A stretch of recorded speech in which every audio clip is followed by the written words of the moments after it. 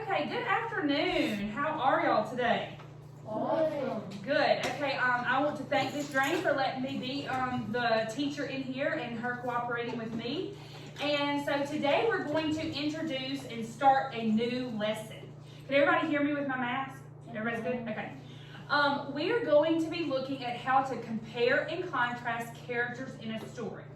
So just like we do, we're going to look at our standards, and we're going to do technology standards and reading standards. So the reading standard is comparing and contrasting characters, point of view, or events in two or more literary texts. Now we're going to focus on the characters in the first lesson, okay? We're going to look at the characters, and we're going to look at two stories. And we're going to, you will be able to create a Venn diagram in Cami, that's what we're going to use our Chromebook for, to compare and contrast these two characters from the literary text. Now in the technology portion, we're going to learn how to use our Chromebooks, and we will use the app called Cami that we're all familiar with. Raise your hand if you've used Cami.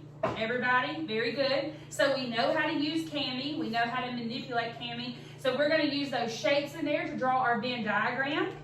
And we're also going to understand how to use technology appropriately, which is very, very important when we're using Chromebooks. So you will be able to apply some of the skills that we learn as a digital citizen and what we use in Google Classroom. We're going to use Google Docs, we're going to use Google Slides, and we're going to apply all of those skills to create a paragraph, to create the Venn diagram, and to create our PowerPoint as a group. Your last standard is being responsible. Being a responsible participant in the digital world. Now, being part of the digital world is very important. However, more importantly, we need to understand how to be a good digital citizen. So, when we're a good digital citizen, we're doing everything appropriate on the computer. So, let's learn more about being a digital citizen. We're going to watch this short video. No matter where you go online, being a good digital citizen can make your online experience much smoother and safer. Thankfully, you can become a better digital citizen in just a few steps. First, always treat others as you'd like to be treated. As you go through forums, comment sections, and social media, remember you're interacting with real people. So be respectful and speak as you would if you were face to face. Insulting, bullying, or arguing with people only makes things worse, and that sort of negativity can have real-life consequences. Next, don't feed the trolls you meet. Trolls are people who enjoy aggravating or arguing with others, and they're found in comment sections, message boards, or anywhere else they can cause disruption. Unfortunately, they're also fairly common. If you encounter a troll, it's best not to interact with them, as any response will likely encourage them to continue their behavior. Don't take material that doesn't belong to you. Although it seems easy to claim others' work for your own use, you still need permission to use material that isn't yours. Always think carefully about what you post online. Remember that once you submit something, you lose control of it, whether it's a message board post or a text message. That's one big reason why your digital footprint can last for many years. So don't post anything that could hurt you if someone found it years later. Be incredibly careful with your personal info.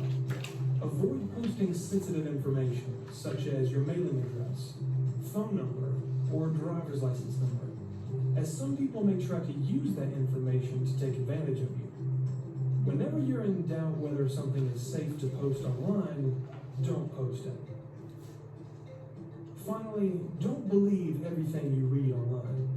Always take the time to investigate claims and confirm their reliability, especially if they seem extraordinary. That also means you shouldn't share unconfirmed info on social media, or else you could be spreading misinformation. Essentially, being a good digital citizen means you're respectful and safe wherever you go online. All right, thank you. So now we will be using our Chromebooks a lot in this unit, and we will be using it to assess text, images, videos, and since we are using digital technology, it is very, very important for you to know what a good digital citizen is, that we can be aware of how to stay safe and protected in a digital world. Now, after reviewing this video, what are some things that stood out to you about being a good digital citizen? Anything? Anybody? What'd you learn? Parker, what's one thing that you learned from the good digital citizen? Not share information. Very good. Do not share any of your personal information. Yes, King. Don't take nothing from others that's not yours.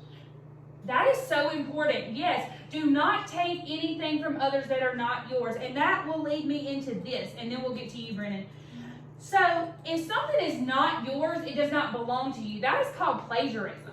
And plagiarism can have really, really big consequences. It can result in a 0, even from here all the way until college, okay?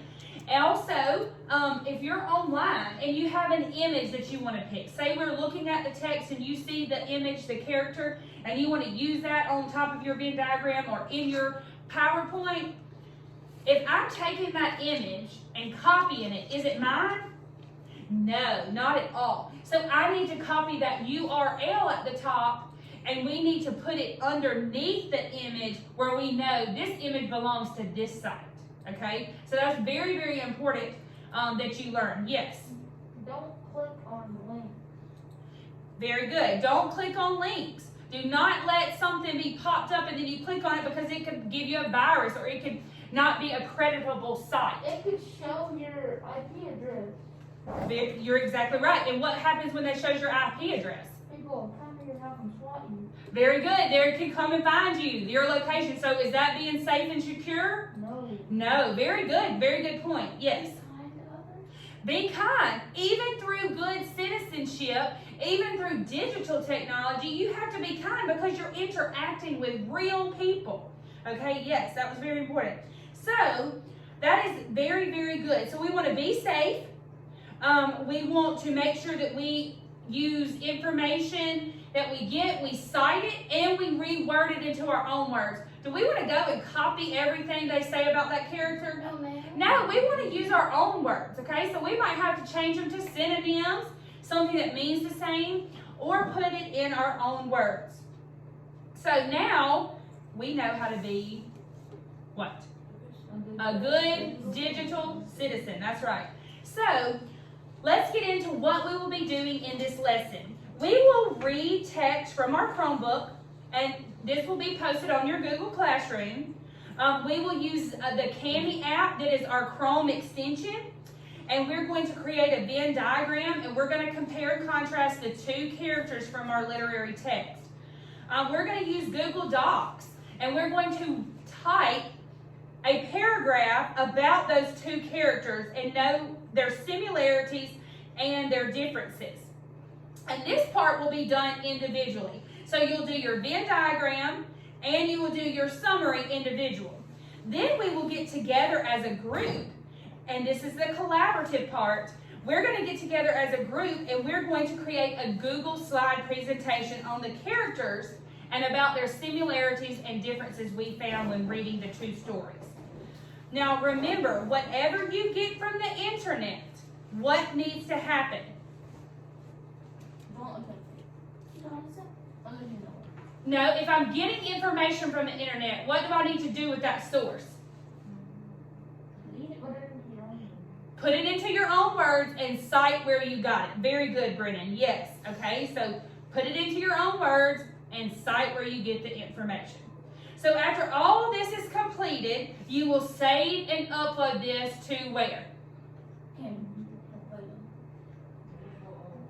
Very good. Google Classroom. Yes. So are there any questions? Does anybody have any questions? No questions? Y'all got it? Yes, Forrest. Where is it going to be? under your reading. You will see it under your reading. It's not posted yet because this is the intro and I didn't want y'all to start anything because we haven't read our text. So I will be posting the text this afternoon, and then we will go over and read it tomorrow. Okay? All right. Y'all did a great job, and we will get started tomorrow. Okay? That's all. Yay. Yeah, that's all we're going to do today because this is just the intro. Yes.